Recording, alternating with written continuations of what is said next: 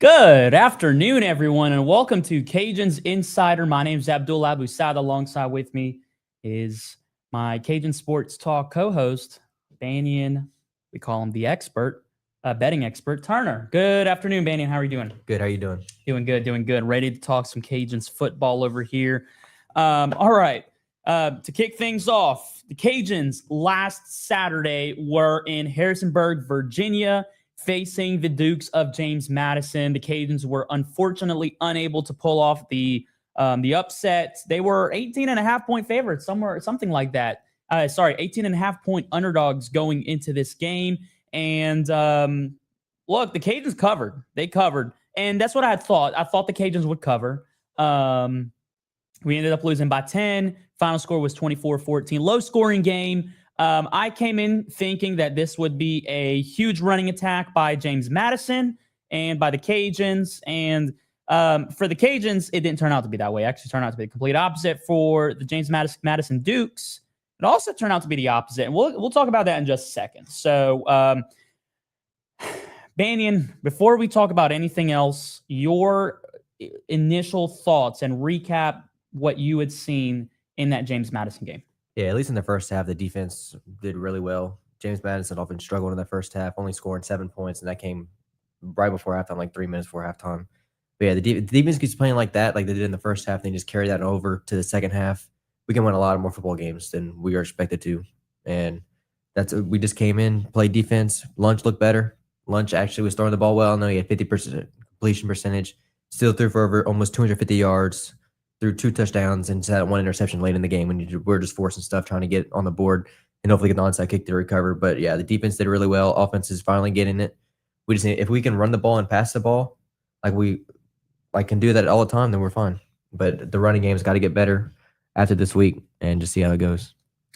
For those of y'all who didn't see my article on The Know, by the way, if you haven't done so already, don't forget to follow The Know, where Cajuns Insider goes live every single Thursday at 1:30 at Be in the Know on all of their socials, on X, on Instagram, on Facebook, on YouTube as well. Give them a follow, give them a subscribe, because we wouldn't be here without them, of course. So that's that. Look, my final takeaways on this game, I thought Lunch gave some sort of life to this passing game that has been non-existent prior to this game. Look, UL was averaging 122 yards per game through the air and only had 3 passing touchdowns in the first 5 games of the season. Coming into this game, I did not have high hopes for this passing offense, even though Lunch against Marshall threw for 125 yards in just 20 minutes of play, plus some change in overtime. But look, he aired it out for 243 yards. Almost 250 yards. He had 2 passing touchdowns on just 14 completions. Now, yes, we were just talking about it. He only had 50% completion, but what I saw in this game was that he was willing to take shots. I looked at him like he was some sort of Jameis Winston 2.0 when I was watching the game, very much like that. And look, it's impressive that we were able to throw for 250 yards because James Madison came into this game ranked 8th nationally in passing yards allowed. They were only allowing 137 yards per game through the air.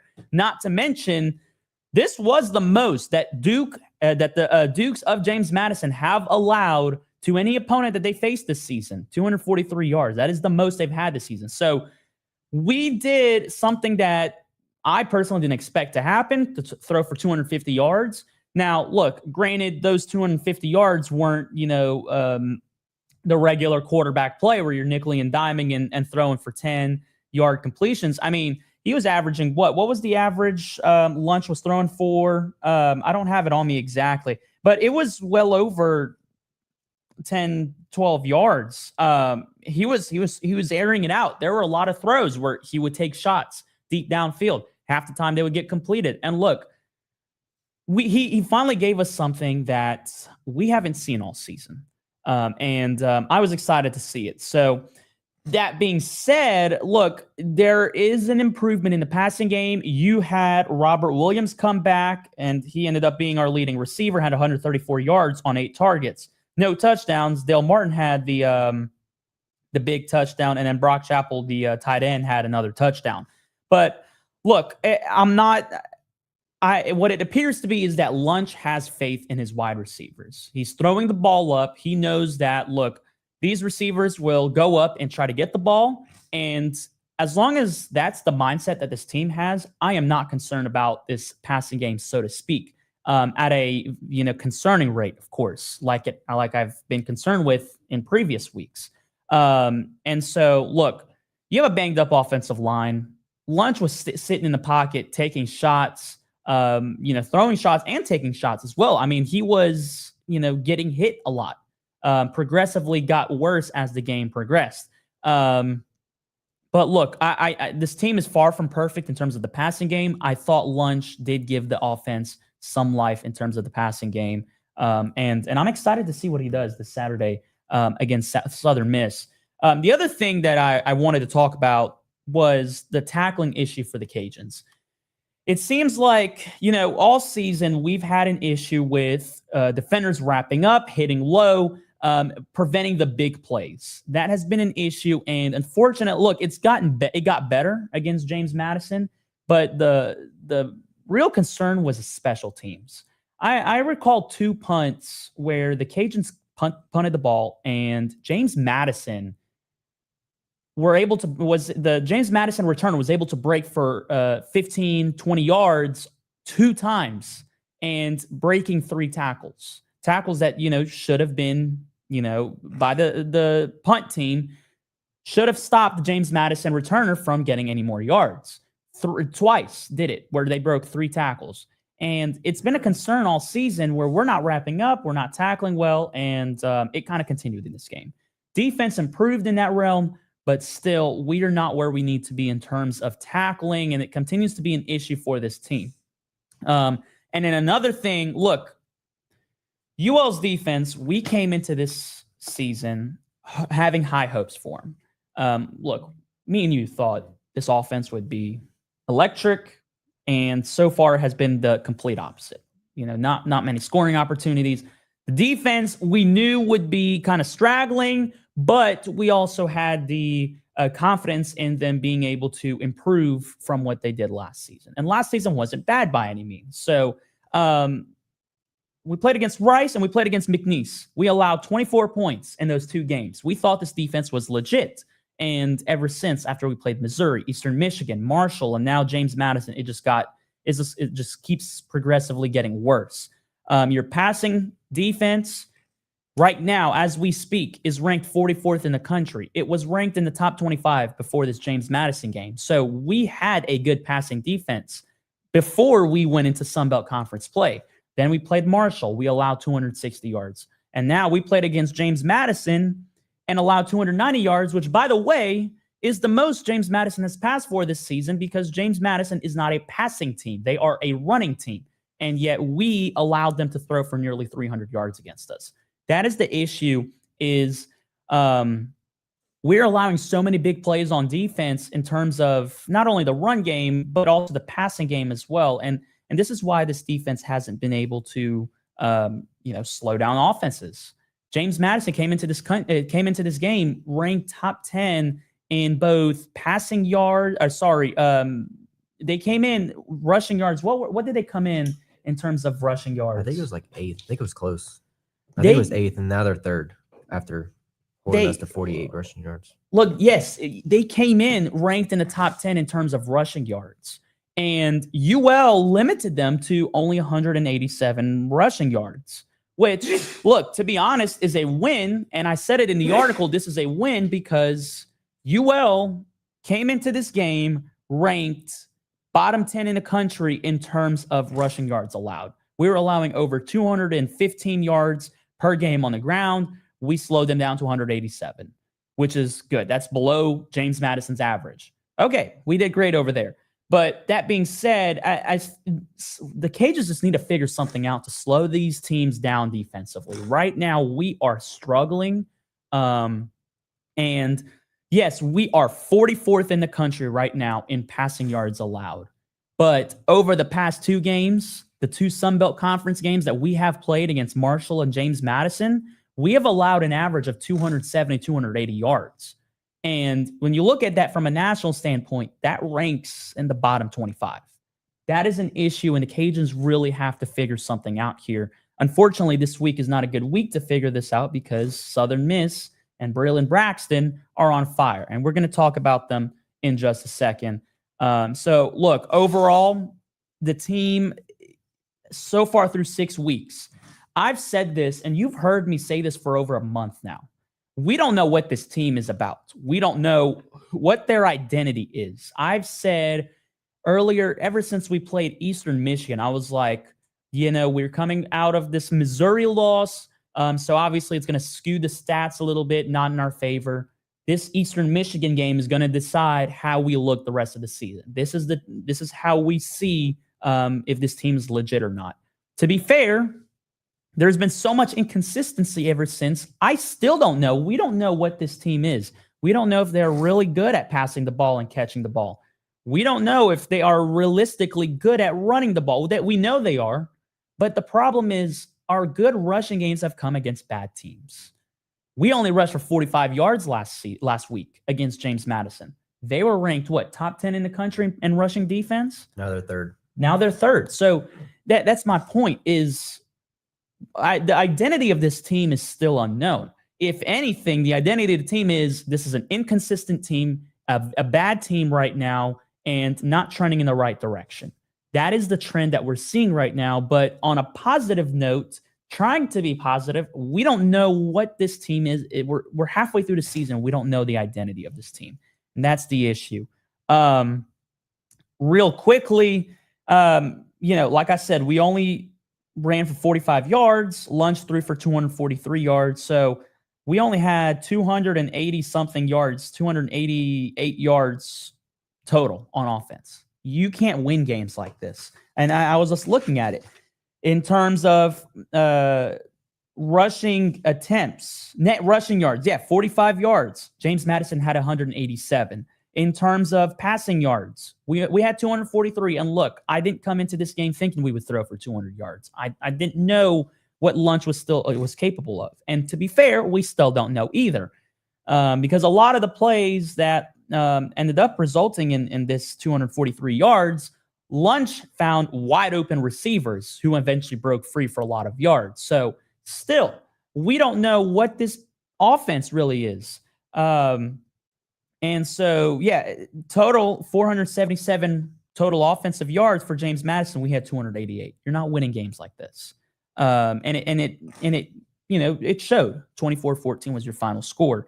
In terms of offensive plays, James Madison had 81. We had 57. We couldn't keep the ball in our hands. The time of possession was 37 minutes for JMU, 23 minutes for UL. So overall, the Cajuns' struggle on offense continues. It has improved, and Lunch gave signs of improvement for the passing game. The rushing game was completely obliterated by James Madison, and so there's just inconsistency is the word that I've been looking at.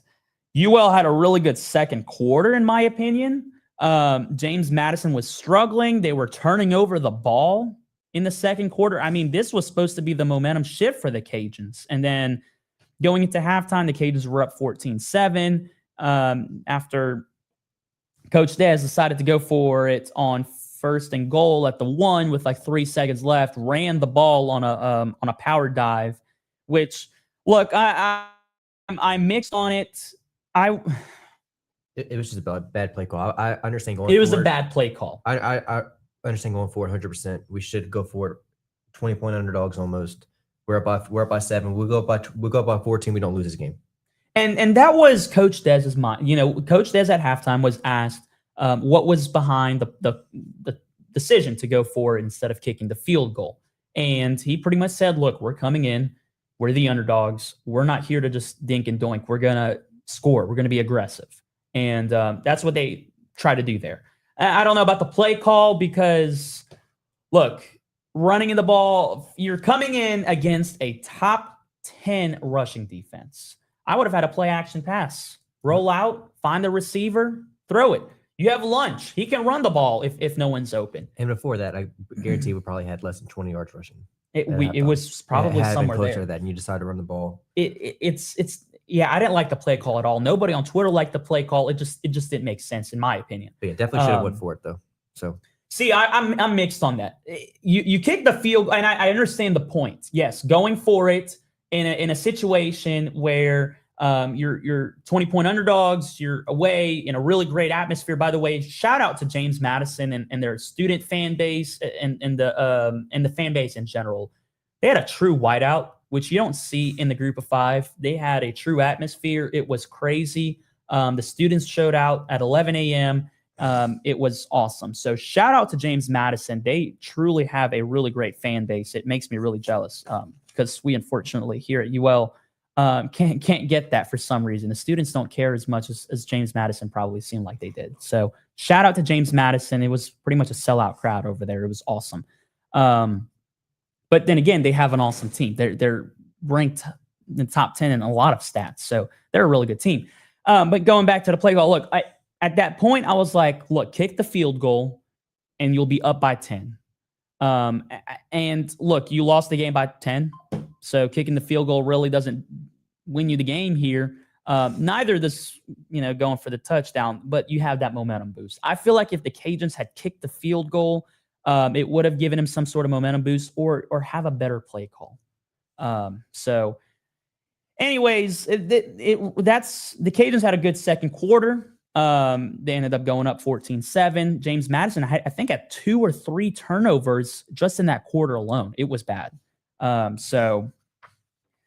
But yeah, that's how the game went. Defensively, like I said, look, and you said this, defense played well, and I thought they played well. They didn't allow as many big plays, especially through the passing game, as they did against Marshall. Against Marshall, it just seemed like everybody was open at every time, and Carlos Del Rio Wilson was just dissecting our defense. And look, Alonzo Barnett, he threw for 290 yards. Like I said, this is not a passing team. James Madison is not a passing team. They were ranked in the bottom 25, I believe, in the country in terms of the passing game. And so, the fact that they were still able to throw for 300 yards concerns me because it just shows that our secondary right now, look, you got a good secondary. You got Cortland Flowers, who I thought had a good game tackling and slowing down the teams. And then, of course, you have Brent Gordon Jr., who's a true freshman playing. Look, I think the secondary, the cornerbacks are fine, in my opinion. I don't think they're allowing much go. Now, granted, starting the second, James Madison had a flea flicker, and it was the Cortland Flowers side. Obviously, the defense down, thinking it would be a run. They flea flicked it back and hit him deep for 70-something yards, which is where a chunk of those 290 yards came from. But Jalen Duggar and Terrence Williams are supposed to be our top playmakers on defense. And look, I'm going to talk about it in just a second when I get to Southern Miss. But I don't know. We're just allowing too many big plays on defense right now. And it leads me to Southern Miss and this offense that we're about to face. Banyan, give me some insight on Southern Miss and what they're about. Yeah, well, obviously we all know played Marshall last year in the Sun Belt Championship, and that's basically the same team. Coach went there, a lot of players went there, so it's going to be a Sun Belt rematch. This is the Sun Belt rematch. Yep. So we're going to see Braylon Braxton. He's doing really good this year, so we're going to have to stop him, which is so weird because when we play teams that are good in the past, we allow more rushing yards. And whenever they have a better at running the ball, we allow more passing yards, just like last week. So it's going to be really crazy to see how what we're going to do this week with them passing the ball more. So hopefully we don't allow another season-leading rusher this year with Southern Miss. But, yeah, we're going to contain Braylon Braxton. He can run the ball, throw the ball, do everything. It's basically like Lunch Winfield, but he's been in the system for years. And so we'll see how it is. But, yeah, get to do much better than last year. Last year, they did everything all over us, the run, pass. It just wasn't a good game overall. So we're seeking revenge. So we'll see how this goes. Southern Miss last week only beat Georgia Southern by 3 points. They allowed, I think, 28 points in the second half. They were up like 28-7, I think, at halftime, and they ended up only winning by 3 points. So their second half consistency is not there. So hopefully we can put it into a part. If we can keep it close at halftime, I think it'll be a better second half. Be a great game, and hopefully we can come out with a win. Yeah, look, and I did some digging on Southern Miss, and you're going to be surprised because Southern Miss, we're looking at the stats initially, and it doesn't look good, but when you dive deep, it's good. Southern Miss, they've had a pretty tough schedule, and yet they're 4-2 right now. They are 2-0 in the Sun Belt, 4-2 overall. Look, they played Mississippi State, which, to be fair, that game was close in the first half. Mississippi State ended up, separating themselves, and Southern Miss lost 34-17. So they barely got blown out. They beat Jackson State 38-20. They beat App State 38-22. They lost to Louisiana Tech, which, look, they're a really good team this season. They only lost by 10. They beat Jacksonville State, and then they barely beat Georgia Southern. Look, Southern Miss has only played one team who currently has a losing record. Mississippi State right now, 4-2. Jackson State, 5-1 right now. App State, 4-2. Louisiana Tech, 4-2. Jacksonville State, 4-3. Georgia Southern's the only team that doesn't have a winning record. They're 2-4. They've played a pretty tough schedule. And look, Mississippi State, they're getting votes right now for the top 25. That is a pretty good football team right now. Jackson State, that is a pretty good FCS opponent right there. We played McNeese. They played Jackson State. They beat them. They blew them out. You played App State. You beat them handedly. You beat Georgia Southern. You're 2-0 in the conference right now. So Southern Miss has played some quality opponents, and they're 4-2. Coming into this game, a lot of people don't understand how good Southern Miss is. They're a pretty good football team this season. And look, they got the head coach from Marshall, Charles Huff. The day after the Sun Belt Conference Championship game, he was announced the head coach at Southern Miss. That was diabolical, in my opinion. Braylon Braxton, quarterback from Marshall. He is now Southern Miss's quarterback. That is the main transfer right there. You look at the Southern Miss offense, they are ranked 66th in the country in terms of yards. They are putting up 400 yards per game. Look, they have a middle of a pack offense, 54th in the country in terms of the passing game, 80th in the country in terms of running. They have a very inconsistent run game, and I will talk about the run game and Jeffrey Pittman in just a second. But look, they're averaging 32 points per game. Braylon Braxton, which, by the way, he leads the Sun Belt Conference in passing touchdowns. He has nearly 1,500 passing yards so far this season. He spreads the ball around. There are 5 receivers who this season so far has 150 or more receiving yards thrown by Braylon Braxton. He spreads the ball around. And so he leads the Sun Belt Conference in passing touchdowns. He is 18th in the country in passing touchdowns. And he's throwing for 250 yards per game. It's up there. 245 yards per game. Yeah, through the air. Meanwhile, you have running back Jeffrey Pittman, who has scored 2 touchdowns in each of his last 3 games. He's averaging 70 yards per game on the ground. They don't have the Zylan Perry, Bill Davis duo. Look, like I said, Southern Miss doesn't run the ball well. They're 80th in the country. They only run the ball for 150 yards on average per game. Jeffrey Pittman leads that running back room, and he scored 2 touchdowns in the last 3 games. 2 touchdowns each in each of the last 3 games. Yeah, in his last 2 games, he's averaging 110 yards on the ground. Yeah, so he didn't do very well at the start of the season, but now he's finally picking up. So it's going to be interesting to see this week. This is obviously not a good sign for the Cajuns, who right now are ranked 131st in the country in rushing yards allowed, 216 per game. It's awful. We got molested by Missouri. We allowed almost 200 yards against JMU, which, look, it was a win because JMU is obviously a running powerhouse given the opponents that they faced. And they still ran for 187 yards against us. So, look, they don't have a good running game, but at the same time, Jeffrey Pittman is scoring touchdowns. And so going up against our running defense, who is struggling right now, allowing 216 yards per game on the ground is pretty bad. Meanwhile, our defense is ranked, like I said earlier, 44th in the country in passing yards. We're allowing 198 yards per game through the air. And look, it was much better earlier in the season and has progressively gotten worse, especially ever since we started playing in conference opponents. We're averaging 275 roughly per game through the air against Sunbelt Conference opponents. Braylon Braxton is one of those quarterbacks who is going to want to throw it against you. And so, look, you got a decent yet high-powered offense in Southern Miss versus a poor defense in UL that we're going to be facing. By the way, let me go on to the defense now, because I want to say something about Southern Miss defense, that although they are not that good of a defense, they lead the Sun Belt in a lot of categories and are up there in the country. They're ranked 100. They're allowing 400 yards per game, in total yards. They have a very inconsistent type of defense. Long story short, look, you're playing good opponents. They've played Mississippi State, Jackson State, App State, Jacksonville State, Georgia Southern. Georgia Southern's not really that good of a team. Louisiana Tech. So you're playing against teams who are pretty good at moving the ball.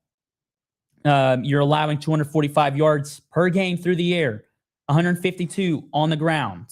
Not a good defense, but hear me out. Southern Miss leads the Sun Belt in sacks, in interceptions, in turnover margins, and defensive touchdowns. That is a handful right there for a defense that is ranked 104th in the country. They're the leading team in sacks. They have 19 sacks. They're averaging 3 sacks a game. Going up against UL's offensive line, which is banged up, and I'm going to talk about the offensive line in just a second, is not a good thing. 3 sacks per game is what they're averaging. That is 9th in the nation right now. Southern Miss with 19 sacks is 9th in the nation. They lead the Sun Belt in interceptions, which is 2nd in the nation with 11 interceptions. They're averaging 2 interceptions per game. Also not a good thing for the Cajuns, because right now you still have an inconsistent passing game. You haven't seen much from Lunch Winfield, who is just getting his feet wet. And obviously we just haven't had a good passing game prior to Lunch coming in. They lead the Sun Belt in turnover margin. It's 4th in the nation. They lead the Sun Belt in defensive touchdowns. That's tied for 9th in the nation. They have 2 defensive touchdowns. So, look, they allow a lot of yards. Well, that's because they've played really good teams. Yet, they're playing good teams, and they lead in a lot of categories, which is scary. Chris Jones, their linebacker, leading linebacker, he leads the Sun Belt right now in total tackles. He is 5th in the nation in total tackles. He has 64. He's accounted for 3 sacks this season so far. So, look, you're going against a Southern Miss defense that, although they allow a lot of yards, they are very much capable of turning that ball over and getting to the quarterback quickly. Luckily, we have Lunch, who was able to move in the pocket and scramble if needed. But obviously, it's not a good sign when your offensive line is injured. And I was just looking at the depth chart. They did release a depth chart last night. By the way, I forgot to mention, Walker Howard has returned to practice. He is questionable to play in this game. That's what it says on the injury report. Coach Dez did say that Walker Howard will play if, of course, Lunch gets injured. If he gets banged up, Walker Howard has been listed as the backup quarterback and will play in place for Lunch Winfield if he does get banged up. A couple of other things. Zylan Perry is expected to be back. Daryl Smith is not on the depth chart, so we do have Zylan Perry back. So we should have the Bill Davis-Zylan Perry duo back. And like I said, we're going up against a defense that is allowing 152 yards per game on the ground. We are averaging 183 yards per game on the ground. So you have Zylan Perry, you have Bill Davis, you have Steven Blanca, who's looked pretty good so far this season. He's a redshirt freshman. Good running back core.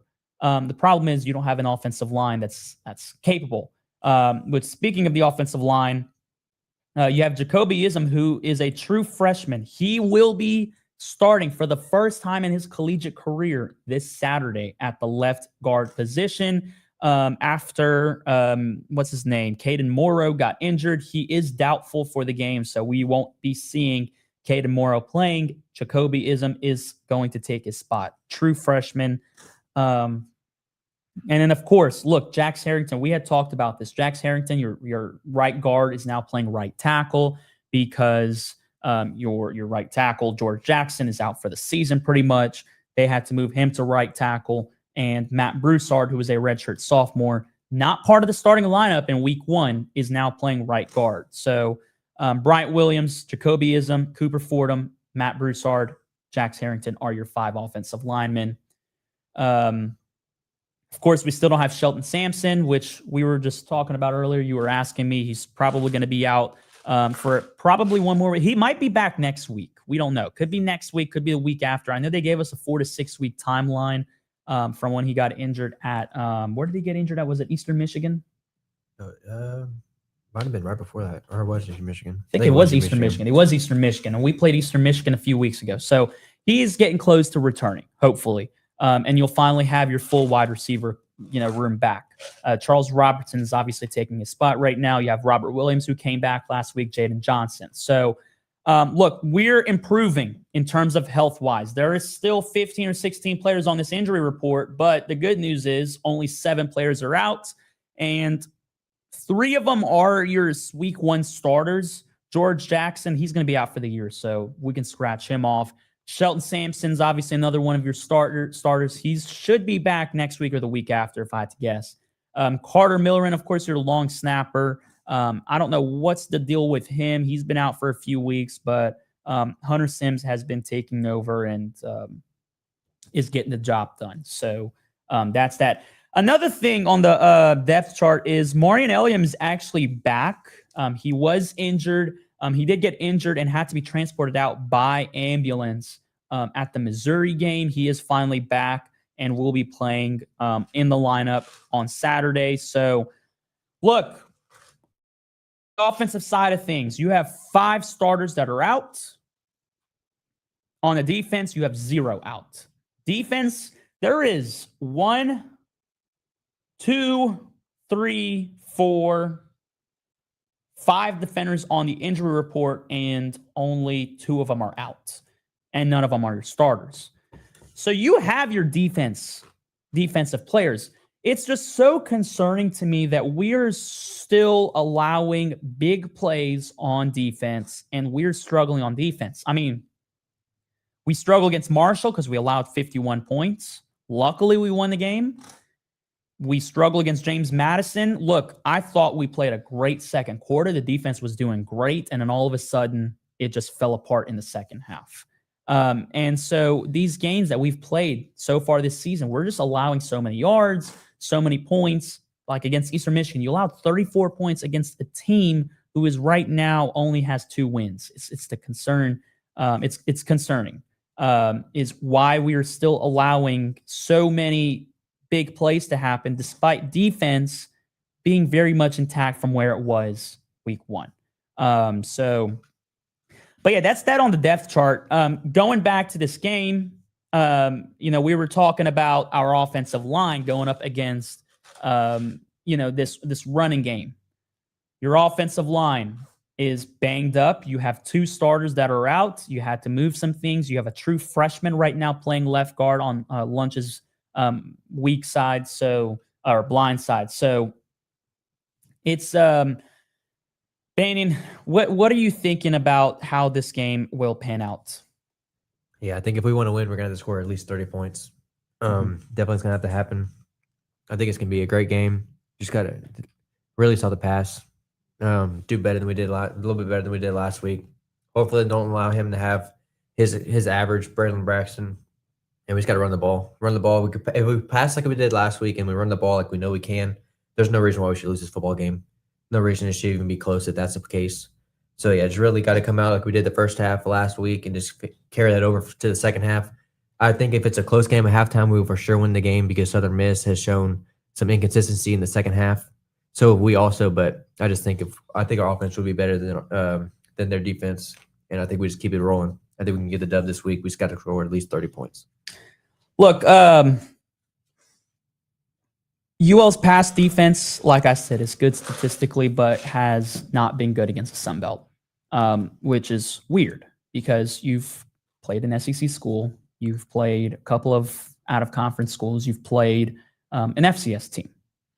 And, we're just now one of the worst in terms of passing defenses these last couple of games. Meanwhile, Southern Miss has a really good passing attack. My prediction is that UL is going to I personally think that Braylon Braxton will have 2 passing touchdowns. I also think that Braylon Braxton will also have a rushing touchdown. Look, Southern Miss's running attack is inconsistent, but I do expect them to take advantage of UL's poor run defense. And so I think there will be 3 rushing touchdowns that UL is going to allow. I think 2 is going to come by Jeffrey Pittman, who we talked about earlier, is scoring 2 touchdowns per game in the last 3 games. I think this will continue. This is a defense right now, our rushing defense, and I'm going to stress it once again. It's like, I don't understand why UL's defense is not producing good enough results. I mean, and I was looking at the stats this morning. UL has 8 pass deflections on the season. Southern Miss has 36. We only have 4 interceptions. Southern Miss has 11. Our top linebackers in Jalen Duggar and Terrence Williams, they don't have as many tackles. They're not producing many tackles. We're allowing too many yards. We're allowing too many big plays. I just don't understand why this defense, and it's very intact with the starters that we had week 1. We still have them, and I'm just not understanding why we're struggling.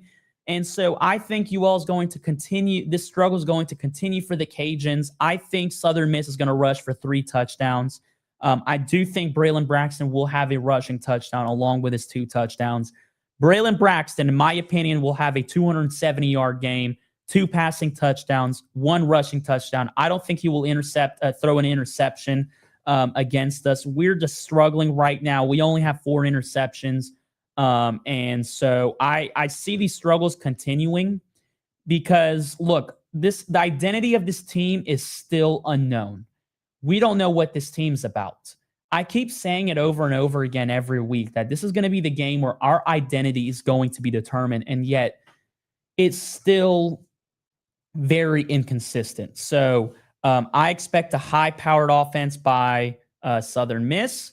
In terms of UL's offense, it's a poor offense. It's getting better, but it's slowly improving. There's still some inconsistency, but it's still improving. You're going up against a Southern Miss defense that is pretty poor, yet they do turn the ball over pretty well. They have a good turnover margin. So, look, I think Lunch is going to throw for 250 yards. I think he is capable of doing it against this team because I think if UL wants to have a chance at winning this game, they will have to throw for 250 yards. You will have to be able to score touchdowns. You will need Bill Davis and Zylan Perry to score touchdowns.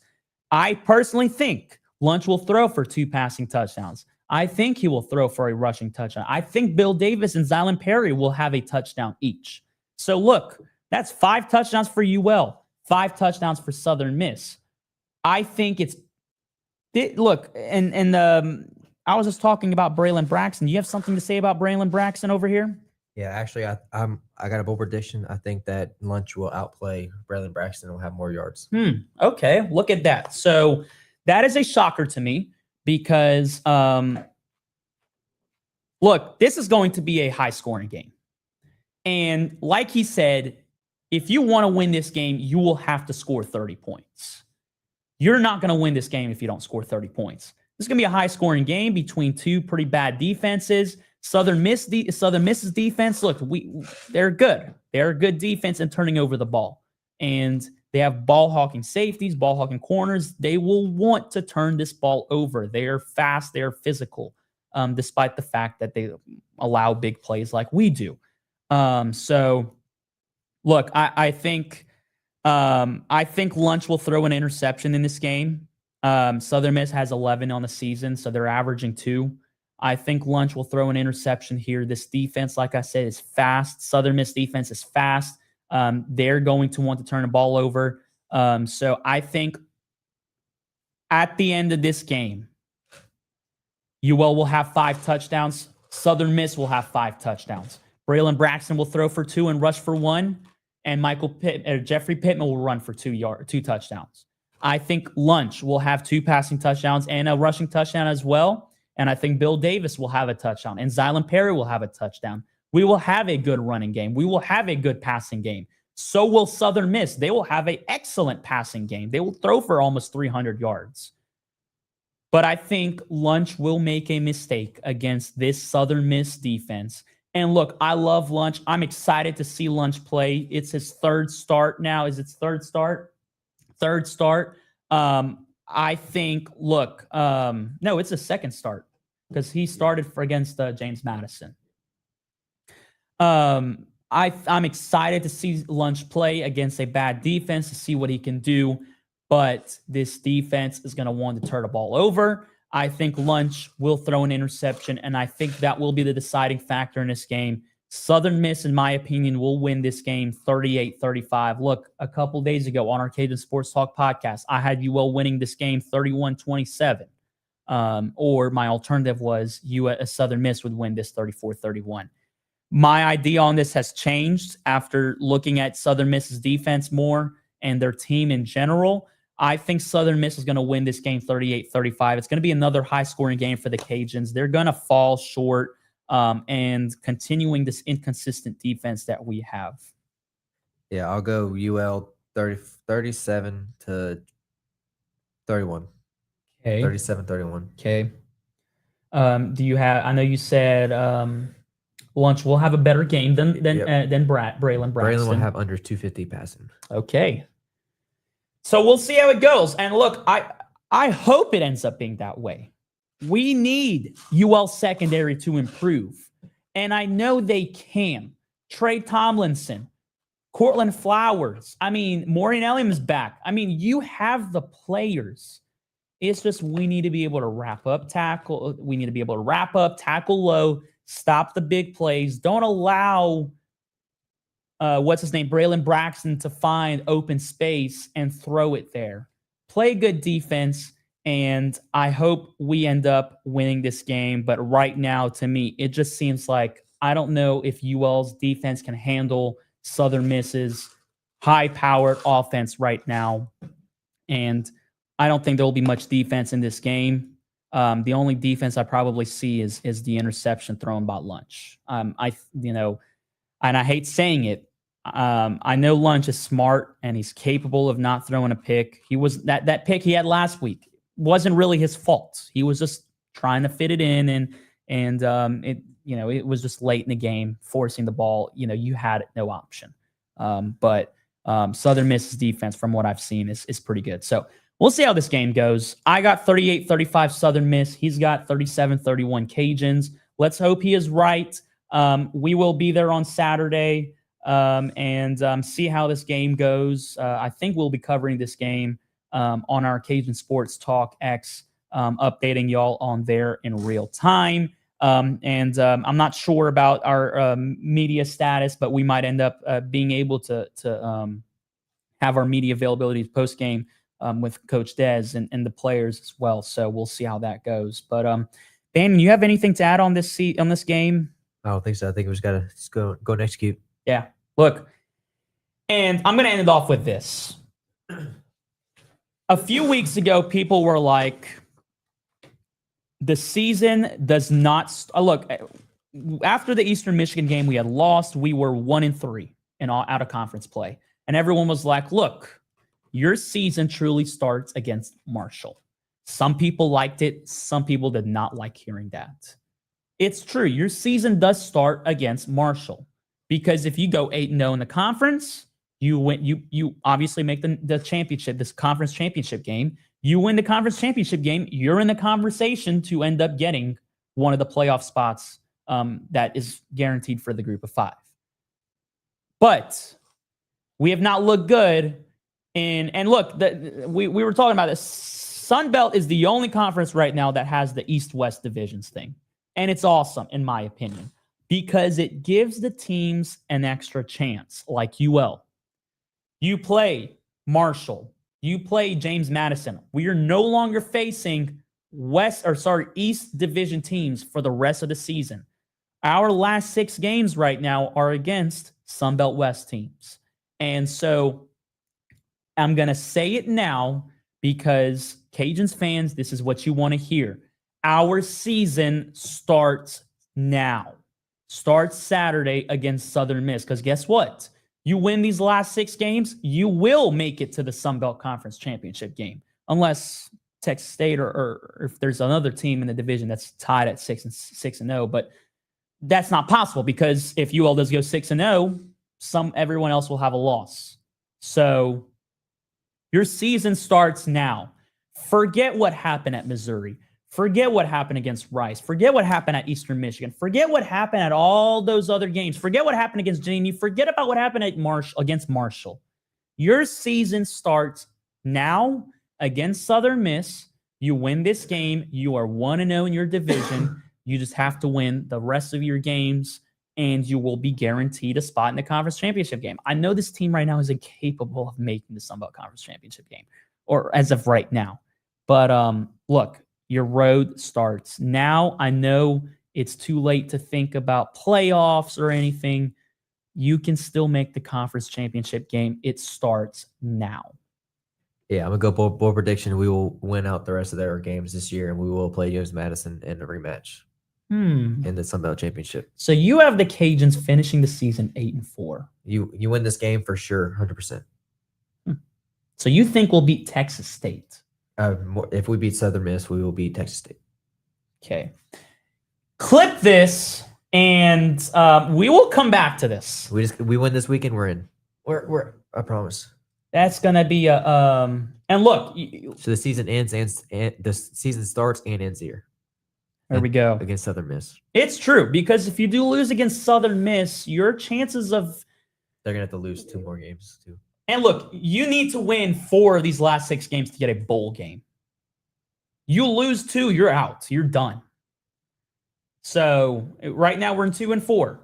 And you know what's funny is earlier this morning I was at UL and I was like, is it possible to make the conference championship game as a 5-7 team?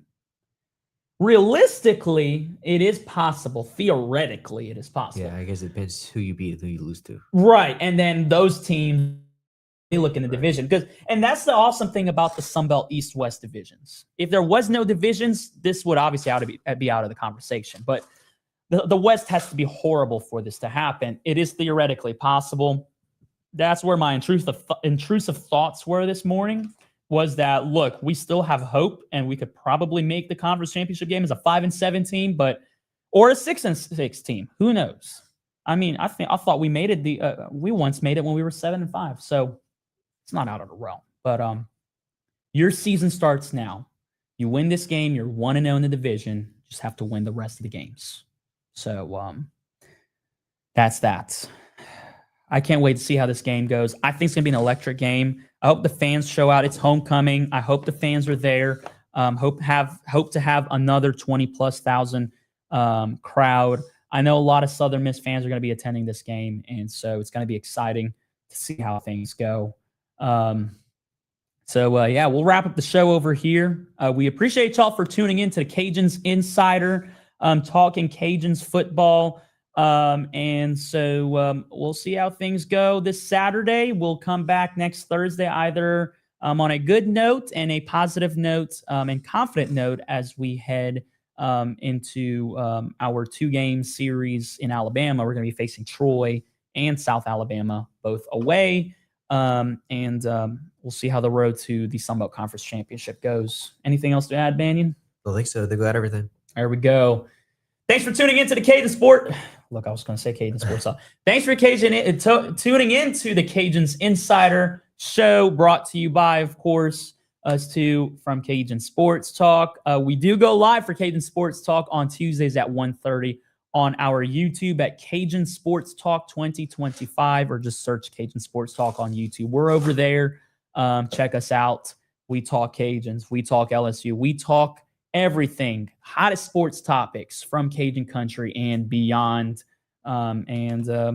yeah, we'll be back, of course, for Cajuns Insider next Thursday at 1:30 p.m.